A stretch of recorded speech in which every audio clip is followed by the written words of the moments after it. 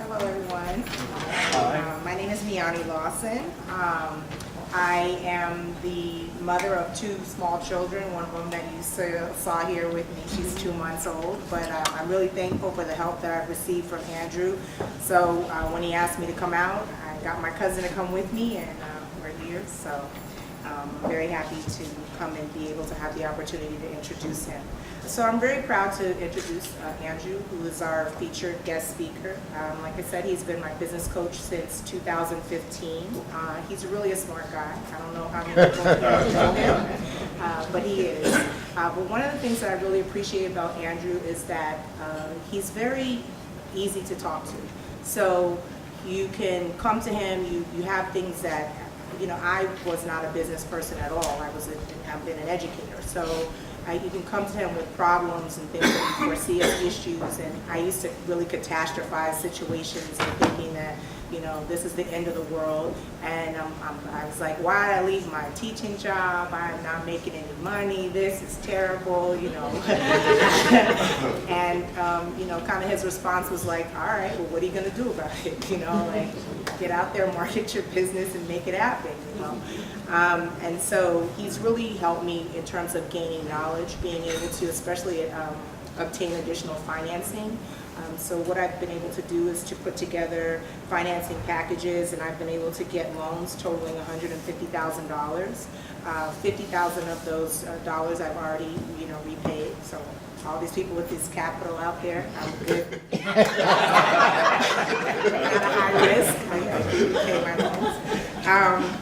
And also Andrew helped me when I was in the Start Something Challenge. I was able to learn about pitching my business, and I was able to come in 3rd place in that competition, and I earned $5,000 grant for my school. Basically, what I would like to just say in terms of introducing Andrew is that, you know, he's always encouraged me. He's always, you know, challenged me to really, you know, think outside of the box. He's helped me to create strategic growth, planning. You know, I've really been able to target my efforts. I was doing a lot of target marketing, but I wasn't targeting the right market. And I was like, why, you know, why is this happening? So really focusing on, yeah, you do know how to market. You're just not marketing, you know, to the right clientele that you want to serve. So overall, you know, I feel like Andrew's provided me with valuable feedback. He's given me lots of comments. He's given me very great ideas for my business, which has allowed it to grow. And it's now my pleasure to invite Andrew Frazier to the podium to share his methodology for overcoming your greatest fear.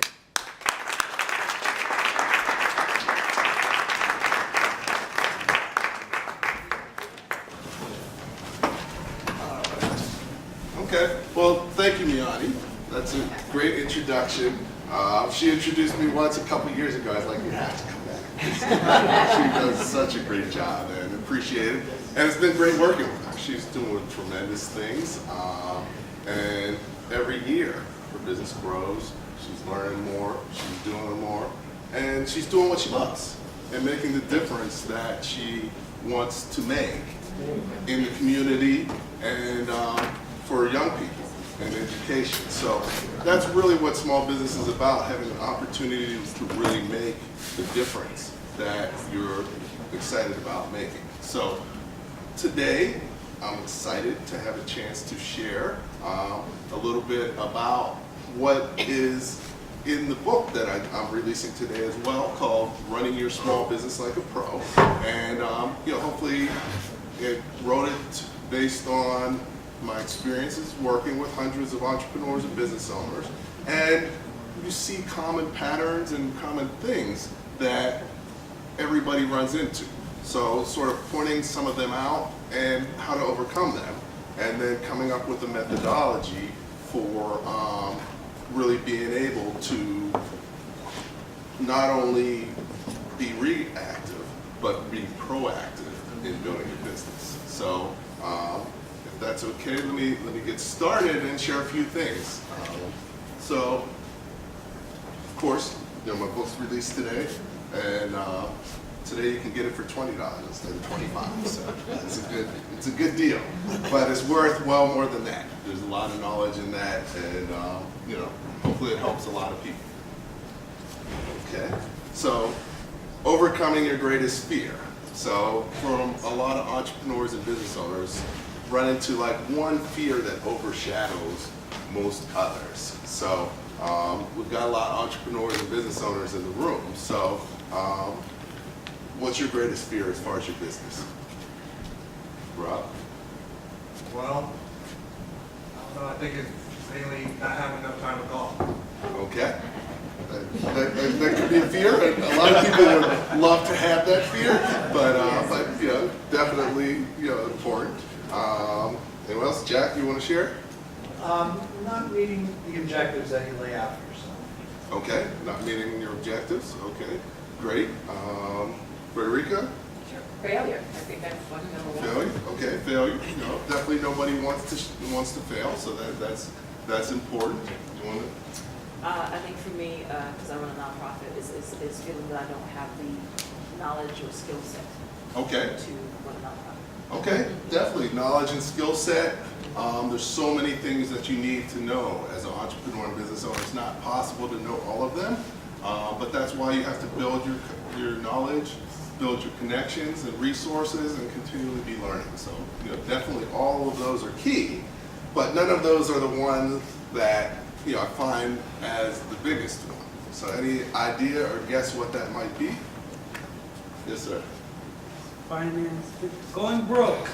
Going broke is key and it's associated, but it's really fear of numbers and quantitative information. Most business owners and entrepreneurs, what they do is focus on selling and qualitative information, but not really looking at their numbers, using the numbers to run the business. Many times they don't even want to know what their numbers say because they don't want to be confused with the truth, or they don't want to know their numbers. But it's critical if you have a business, because business is about making money, and making money is about numbers. And if you don't know your numbers, you're not doing a good job running the business. So, you know, it's key that you need to use qualitative and quantitative information to make the best decisions possible. So, you know, so let's take a look.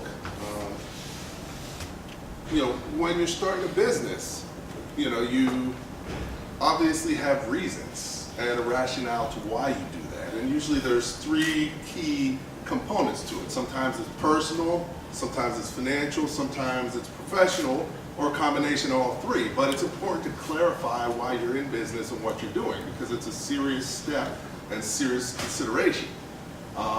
And also, you know, so sometimes I find, you know, it's key to clarify that for you, because you want to know your goals and know what you want to expect out of it over the longer term. But one of the most difficult things, and what I really do for entrepreneurs and business owners, is they have their goals and they know what they want to achieve, but somewhere along the way you get stuck. You can't figure out how to move further towards what you want to achieve. So that can be very frustrating, because you're working really hard, you're making less money than you would make in a job potentially, at least early on, and you know, it's not a great, and you're not sure what's going to happen. So, you know, really what this book is about, and what I do as a coach, consultant, trainer, is help you to figure out how to move your business forward, so that you can achieve the goals that you have for your business. So, you know, the first step is knowing why you're in business and knowing what you want to accomplish from being in business. The next step is you need to have a business purpose. What is your purpose? And you need to be clear on it, because sometimes there's not clarity. So, you know, it's key to make sure you have clarity. You know, there's 4 key types of businesses, and each one, there's different parameters, different things that you can do and accomplish. So, you know, the first is a hobby. You know, definitely people have a business for their hobby sometimes. They want something to do, or they like golf and they want to be around golf some more, so they might do something golf related, but they're not really focused on making money or making too much money. They're just doing something that they like to do. And sometimes people don't recognize that, but it's important to recognize that, because if you're doing it as a hobby, your results are going to be different than if you're doing it to grow a successful business, and your goals have to be in line with that. Same with, some businesses are for a cause, and, causes are great. But, sometimes a business with a cause, many times that fits better as a nonprofit than a for-profit. Because, at the end of the day, what makes a good product, it's something that people need, want, and desire, and are willing to pay you for.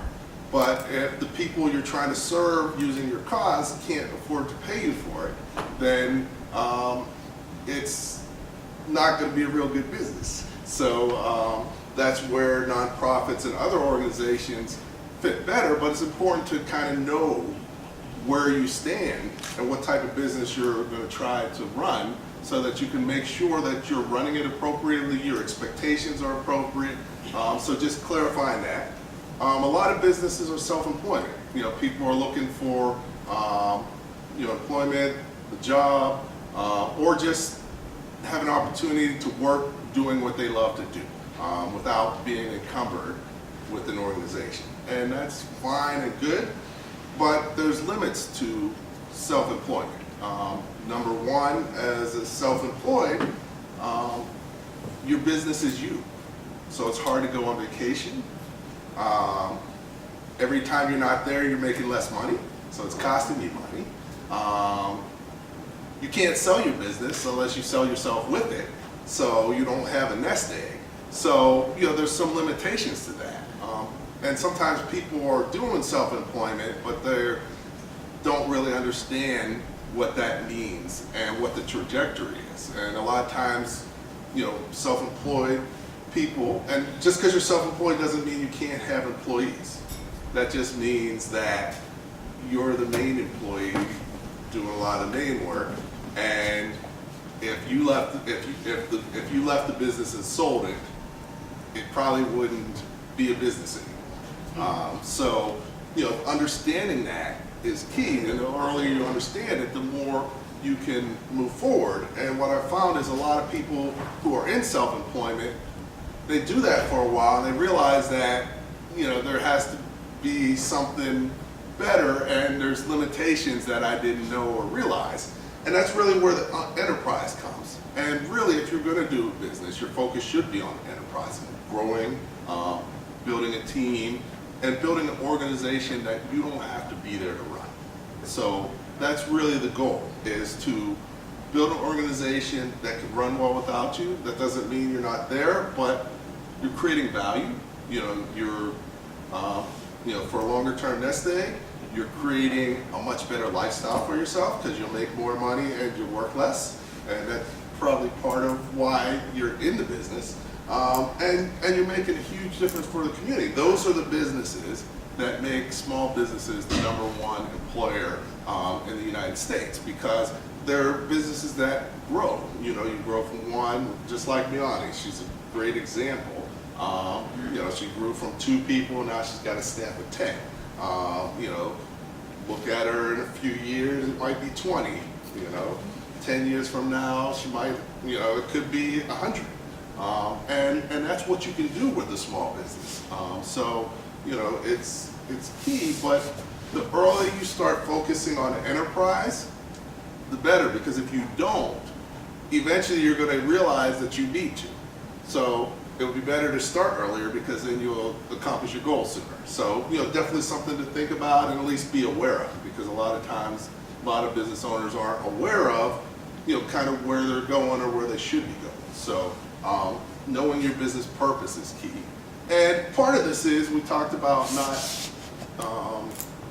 not being able to know everything, and to have an enterprise, you need to grow. So there's really 3 key areas of growth that you need to have focus on and have a plan for. Number 1, for yourself, you need to personally grow, develop your skills, develop your network, relationships, develop your business. So you need to be growing yourself, and obviously, because you're here, that's something that you value, and that's important, because that makes a huge difference. One of my friends used to say, there's really only 2 ways that you learn in business. One is that you take the time to plan and learn, and the other is by losing money. So which would you prefer? So that's really what a growth plan is all about, is growing, developing yourself. No matter what, you're still going to lose some money. I've lost money, I've had businesses, but hopefully you limit it and you learn from it. But definitely you can't lose too much money or you won't be in business too long. So the more you prepare and plan, the better. So now, this is the key that most entrepreneurs need to know and may not understand. And one of the reasons why I have everybody read the E-Myth is because it does the first two pieces. It helps to build your awareness and understanding that, maybe in the beginning you're working within your business, but your goal should be to be able to work on your business. So, and you can't really work on your business well if you're spending all your time working in your business. And also you can't work on your business if you don't know how to work on your business, what it needs to work on your business. And you can't work on your business if you don't use numbers. And that takes us back to the topic for today, overcoming your greatest fear. Because if you don't, and you don't incorporate using money into your business, or using numbers and finance and quantitative analysis into your business strategies, then you're never going to be able to make it to working on your business. And so your business is always going to be dependent on you. And it's the equivalent of being self-employed, because you're never able to be extracted from the business and have it work and run the way it needs to. So understanding the journey and the path is key, because a lot of people don't even realize that. And you want to know that from the beginning, or as early on as you can, because you need to plan for this and prepare, and that needs to be your goal. So, what does it mean to do this? So let me just, we'll talk a little bit more about what it means, but what we're going to focus on today, because most small businesses never make it beyond working in their business, never make it to be working on their business, we're going to focus on that. I focus on that a lot. How do you make that transition? And actually, Miani's made that transition very successfully. That's how she's been able to grow. That's how she's been able to move from beyond just doing her school to also leading the effort to create a Montessori charter school, because she's working on her business. She has developed her business in a way that she has enough time to work on it, and she's got she's got a head of school that's running her business. So building your business, you got to develop the infrastructure to be able to work on your business. So we're going to focus on how do you go from working in your business to working on your business, and that's a key concept that Michael Gerber puts out. But one of the challenges is nobody actually tells you what it means or how to work on the business, even he talks about it but doesn't really give the details. And then also I added a piece because I think there's a next level that you need to transform yourself, and that's working on the future of your business. Once you've worked on your business, basically if you think about working on your business is really working on your products and services and your market. So you're working within, working in your business. Working on your business is really working to optimize your business, make it more effective, build capacity, strengthen your business. And once you've done that, you're prepared to be able to grow quickly. But if you don't do that, if you grow, your problems are just going to multiply and you're going to be in trouble. So working in your business to working on your business to build your capacity, and then working on the future of your business. And that's where you're planning for the future. You're not even focused on what's going on right now. You're looking at, where's your business going, what new markets, how are you going to grow, and being able to spend all your time like that. And that's what larger organizations do. That's what their management teams do. So, this is really the path to achieving the success that most entrepreneurs and business owners are looking to achieve. But it's a path where most people get stuck between step 1 and step 2. So today I'm going to share what you need to do to get from step 1 to step 2. And actually that's exactly what did working with Miani. And we're going to walk you through exactly what we did. But also Miani's in the book, chapters 3 and chapter 4, so you can read a little bit more about it too. So it gives a great example of kind of how the process works, and in real life, a real life example of how it's been very successful. And I still remember 5 years ago, we sat down and did a strategic plan, and actually build a charter school was in the plan. We talked, it was, and she's right on track. And what I find is if you plan, you usually accomplish what you set out to, or even more, faster, because you know where you're going and you know what you're trying to do. And that's just like this path. If you know this path, you're gonna do what you need to do to stay on it and be a lot successful, a lot faster. So that's what we're talking about, is really helping entrepreneurs and business owners to take their business to the next level and be more successful. So one of the first key things that I developed, the tool out of this, actually this was one of the great things about writing the book, is develop the tool for helping figure out where you are and where you need to go as far as those 3 steps. Because it's one thing to say I need to do this, but how do I actually do this? And what are the specifics? So developing this tool allows you to quickly assess where your business is based on 8 key categories, and then you can get a Small Business Pro score, and you work to build your score. But the other thing is, exactly what your area of focus needs to be in each of these categories. So where you're going and what you're trying to achieve, because a lot of times, not knowing the path or what you're supposed to do or what you need to do is what hurts entrepreneurs and business owners, because you have limited time and you may not be focusing on the right things or trying to do the right things, or even do things detrimental to what you really need to do. So created the assessment is key, and what we do with the assessment is put together a methodology of how you move your business to the next level. So the assessment is the first part of step 1 is assessing where you are, because if you don't know where you are, how are you going to know how to get to where you want to go? So the first step, you need to assess yourself, assess your business. Very difficult to do that yourself because you're biased.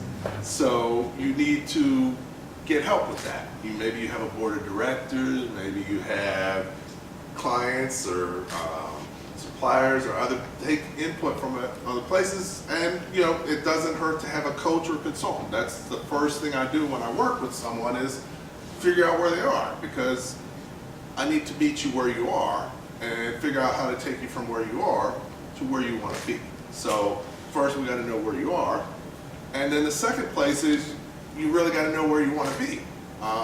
So you have to envision.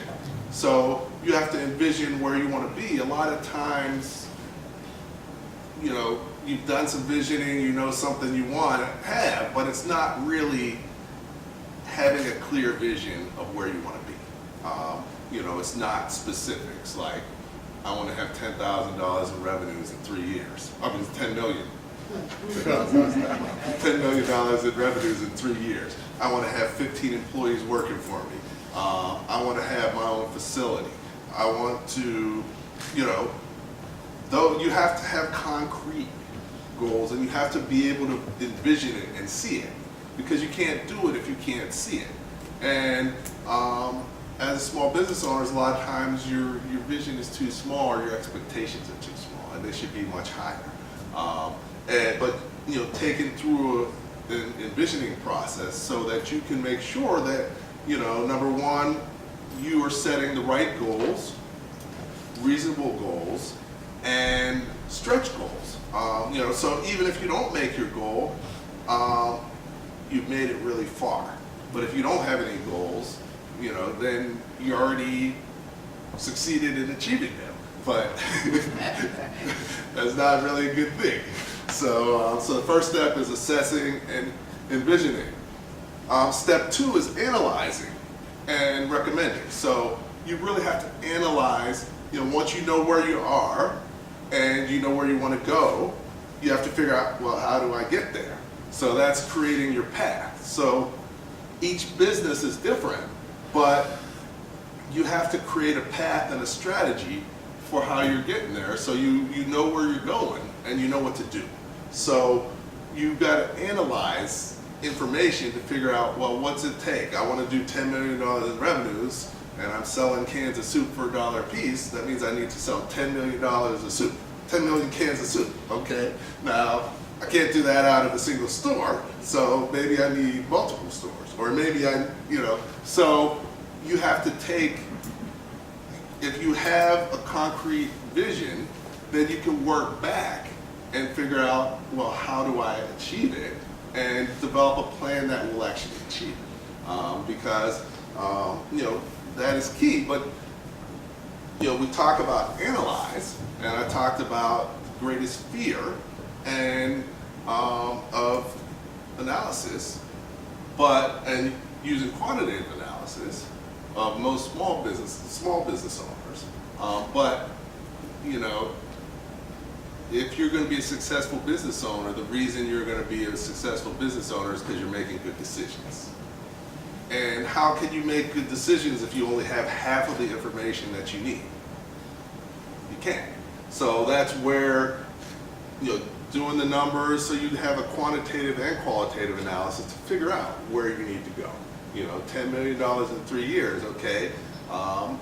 Next year, I did $1 million this year. So next year, I need to do $2.5 million. The year after that, I need to do $7 million, and then I'll do $10 million. So what is my plan to do the $2.5 million this year? What do I need to do? What resources do I need? So putting together a recommendation of how you're going to achieve your plan, but you have to analyze all the information available to you so that you can have the best plan possible. And it can be, you can achieve it. So step two is analyzing and coming up with recommendations of what you need to do to achieve your goals. And then step three is the most important step, because you could do 1 and 2 well, but if you don't do 3 well, then it doesn't help. So you have to implement, you have to actually make it happen. So by putting together implementation process and implementing, that's where the rubber meets the road. But you need to do that, but you can't do that well if you don't have a way to track your information and get feedback on it. So implementation and tracking goes hand in hand.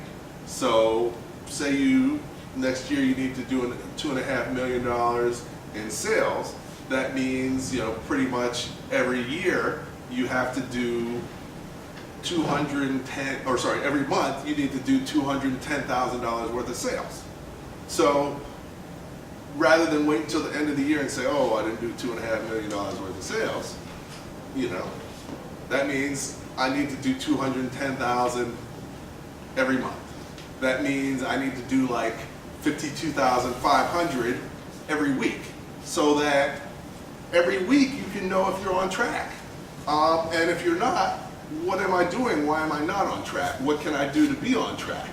Is what I'm trying to do possible? So having that information, and that's quantitative information too, so you need to do your numbers. But it's not that hard. if you understand it, and we're gonna break it down for a little bit as well. But being able to implement and track, that's the only way you can run your business as opposed to have it run you, because you understand what's going on in your business and you can make decisions in enough time that they matter. You know, you have the information to make decisions on a regular basis, and you can make small course adjustments to make sure you stay on the plane. So it's really about knowing where you are, having a clear picture of where you're going, analyzing the path to go from where you are to where you want to be, and then coming up with recommendations on, you know, how to do that and what to focus on initially, and then implementing and tracking it. And I have the circle with the arrows because it's something that you constantly do. It's an iterative process in that you do it again and again, because as you do things, you're tracking, you're learning things, then you are in a different spot. So you got to assess where you are and envision, you know, maybe your vision will change. Maybe you wanted 10 million, but this last year you got 7 in the first year. So then you might be like, well, I want 25 million in 3 years instead of 10. So it's a continuous process, but you know, this is the process you can use to help make sure that you're on the right track and doing the right thing. So you know, definitely everything I'm talking about is laid out in the book and the theme of the book. So there's a lot more information and details and examples, but you know, really this gives you a feel for kind of what it means to run your business like a pro. Professionally, larger organizations that have grown, this is what they've done. This is what they do. So you know, you want to go with what works. So you know, one of the questions I always ask people is, what is your most important job as an entrepreneur and business owner? So let's see, who do we have that have it? So Mary Baker, what's your most important job as an entrepreneur and business owner? Serving my customers. Serving a customer? Okay, that's important. That's important. How about for you, Lorena? Most important job? Generating revenues, so I guess it would be the same as. Okay, so bring in revenues, okay, all right, cool. And a lot of other people I've worked with, so they already know, but your most important job is, okay, maybe I forgot that slide, but it's, The most important slide. hey, nobody's perfect. But I'll track that for next time. So, but your most important job is sales and marketing. You have to sell and market your business because that's the only way you stay in business. If you don't have any sales, you have no business. Anything else in your business you can fix later. But if you don't have any sales, there's no way to fix that, except for getting some sales. So as an entrepreneur, most entrepreneurs don't think about that when they go in business, but their job is to sell and market. Working with Miani, you know, as an educator, you know, she's like, you know, I have to have the best courses, I gotta have the best materials, I gotta make sure everybody, I'm like, no, you're a business owner. You gotta bring in some money or you're going out of business. You know? And you know, one of my rules was you have to market 2 hours a day. So sell and market at least 2 hours a day, because that's your most important job. You need to be doing it every day, something. And you know, first thing was like, how do I do that for 2 hours a day? What do I do? You know, so the other thing is you need to know what it means and what you need to do for selling and marketing. It could be as easy as calling one of your clients. It could be as easy as delivering your product or service and meeting your client. It could be as easy as online marketing. You should be doing a lot of different things, but you need to be doing 2 hours a day in some shape or form of connecting with your customers, connecting with potential customers, getting out communications about what you're doing so that you can grow your business. And that's the only way to keep the marketing, you know, the market and sustainable. So that's your most important job. So starting from there, we're going to take it back to, okay, what's your greatest challenge? So we're going to talk about numbers and quantitative. Okay, how many of you in this room can add? Everybody? You sure? All right. So that's number one. So you can add numbers. So that means, you should be able to do some of this quantitative stuff. How many of you can subtract? Okay, so you can subtract. So definitely that's a good skill, but you got to use it for it to be valuable. How many of you can multiply? Okay, maybe a few less, but mostly everybody. And then I know division is tough also, but how about divide?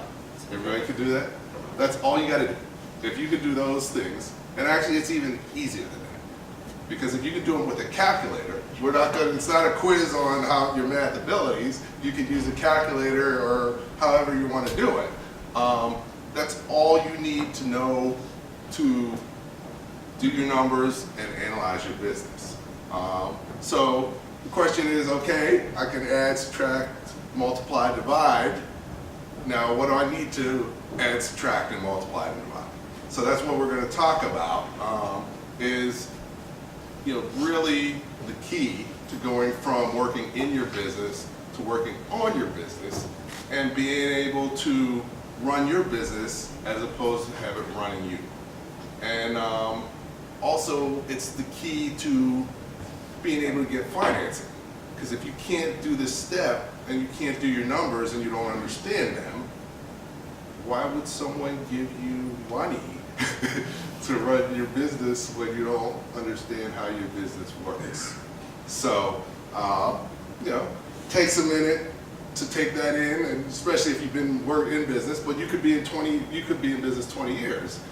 If you don't know your business model, you don't know how your business works. You know how to, if you had a restaurant, you know how to cook stuff and other stuff, but that's not running a business. So let's talk about how we do this. So your business model tells you how your business works. And there's only 5 pieces to it. And only 3 of them you have to do anything for. The others are just things that were added together. So you can handle 3 things, right? Okay, so really, we're only talking about you doing 3 things. First, this is your business model. It could also be considered your P&L, or profit and loss. It's also your income statement. But in this case, we're going to use it as your business model because you're going to use it to model your business. Also, you can use this for doing projections. They're your bankers, or you're doing a business plan, they would say, we need to see your projections. That's where a lot of businesses fall apart because they just never get them done. But it's much simpler. It seems scary, but it doesn't have to be that scary. And we walk you through that in detail in the book as well. But really, your business model is, first you have your revenues. So what else could your revenues be called? Sales, right? So that's money coming in, income coming in. So you start with your revenues. So how many of you watch CNBC or any of those stock places? Okay. So, they try and make it sound hard and confusing. So they're like, the top line growth. What does that mean? That just means your revenues are growing, but they want to sound smarter and confuse people. So your revenues, it's top line growth because it's the top line in your business model. Not that hard. So now the other thing is, they'll say bottom line growth. So the bottom line in your business model, and that's your profits. So, how much your revenue's going, how much your profits growing. Very important for whatever size business. So you start there. Your second piece is your variable expenses. These are expenses associated with making your product or delivering your product and services. And, so they're very important. It can be confusing, fixed expenses and variable expenses, so it takes a minute to get it. But I can better define it in terms of fixed expenses. But first, just want to say that, you've got your variable expenses, you subtract them, that gives you your gross profit. And what your gross profit does is it tells you, how much you're making before your fixed expenses and profits. But also the most important thing that it does, separating out the variable expenses allows you to do projections and project and try and figure out how the future is going to be. Because variable expenses move in different ways than fixed expenses, which allows you to do projections. So you've got revenues minus variable equals gross. Gross minus fixed expenses equals your profits. And you could take gross out and you could just say revenues equals variable minus fixed is operating profit, and that's still valid, but by separating them, it allows you to analyze your business, better understand how it works, be able to project how you think it's going to work in the future. So when you talk about fixed expenses, the names of these make it a little confusing because variable expenses, variable means they change. So but it doesn't mean every expense that changes. Your fixed expenses, we'll define it as fixed expenses. Fixed expenses are any expense that you pay whether you make any sales or not. So it could be different from month to month, like your gas bill, your utility bill. If you don't make any sales, you still got to pay them. So that's the definition of fixed expenses. Variable is, these are expenses associated with selling. So, in Miani's case, with her school, every time she has another student, that doesn't mean she hires another staff person. So the staff is a fixed expense because she's going to have to pay them no matter how many students. There's jumps, but generally that's more of a fixed expense. Whereas she does a lunch program. So every time you add another student, you pay more for the lunch program. So her costs go up. So the variable expense is something that goes up every time you sell something else. And the fixed expense is something that you have to pay whether you sell stuff or not. So that's pretty simple explanation. So when you think of it, that means the variable expenses and the revenues or sales, they move together. Every time you sell something, your variable expenses go up. So as a result, there's a direct relationship. So you can use that to project as opposed to the fixed expenses where they don't change based on sales, and generally they're fairly stable.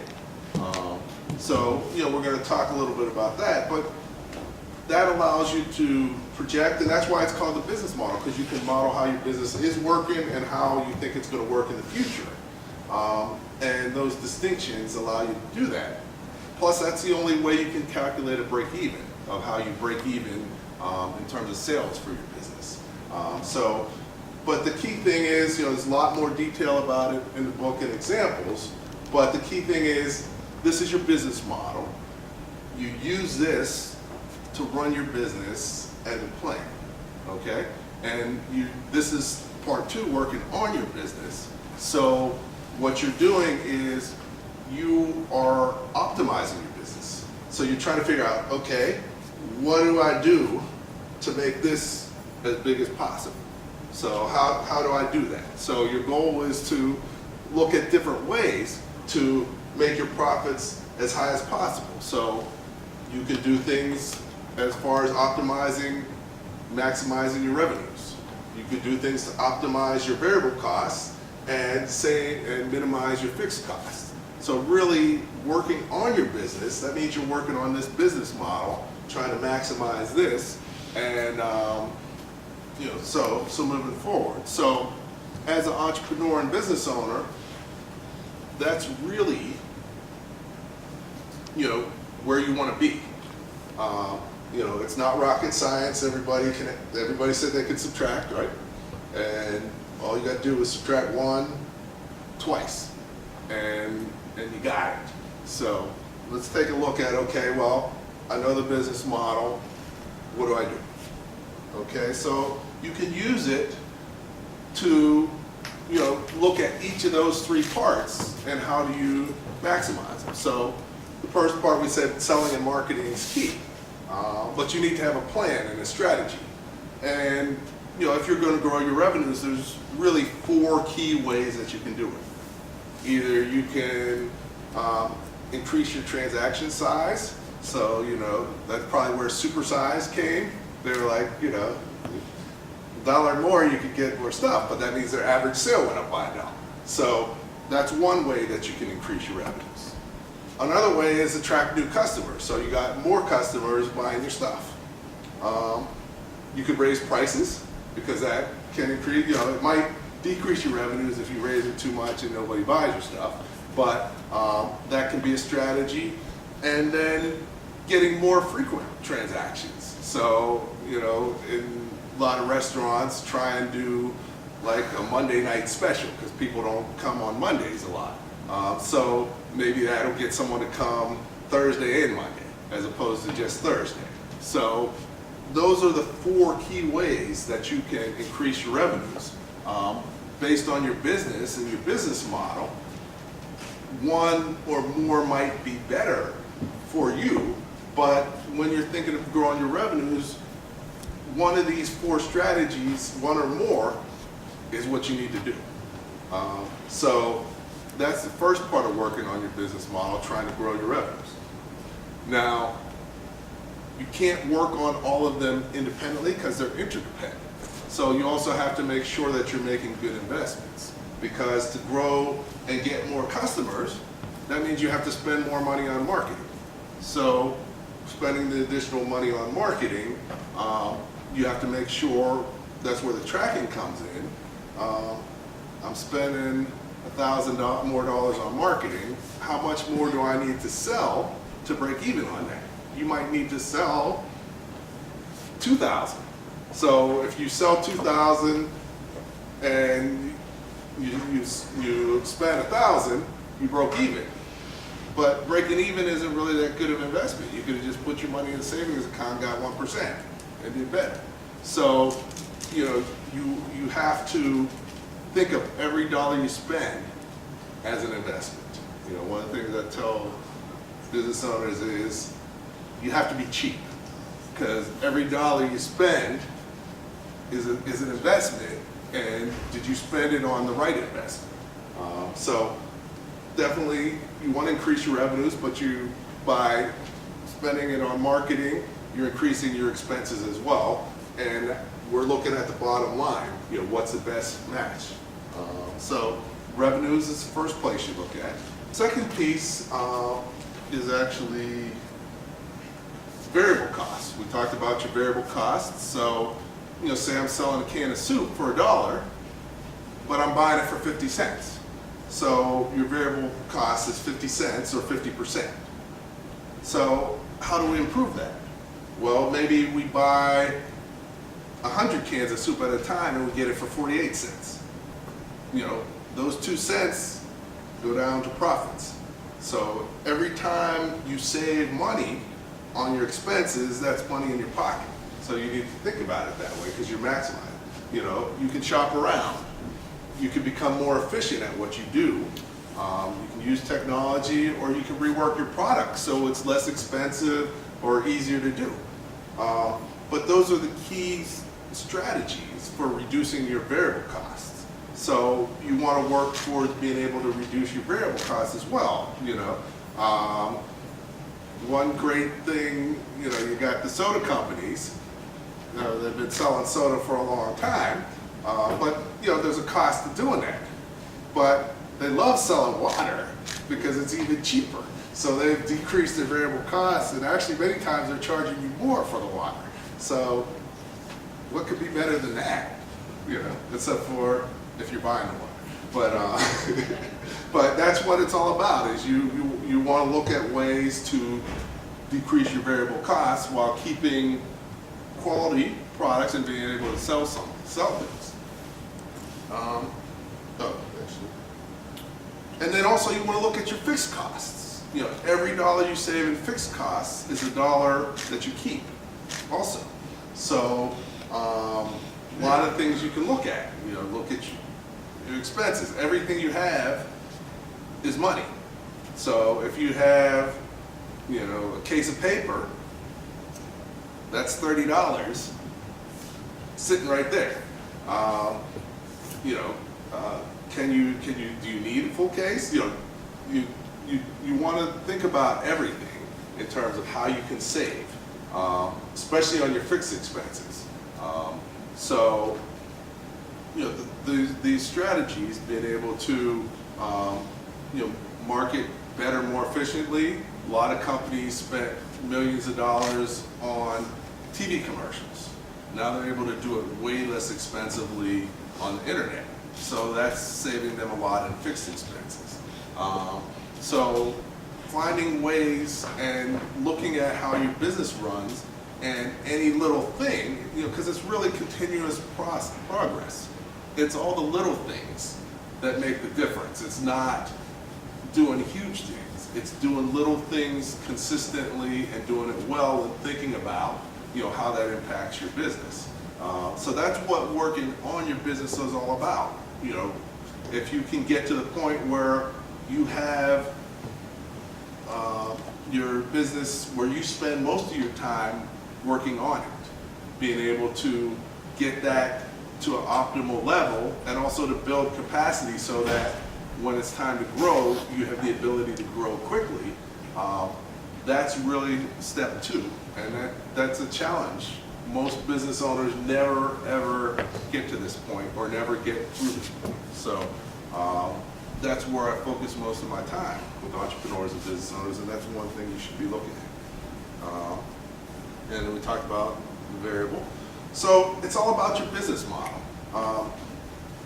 Learning your business model, understanding your business model, using your business model.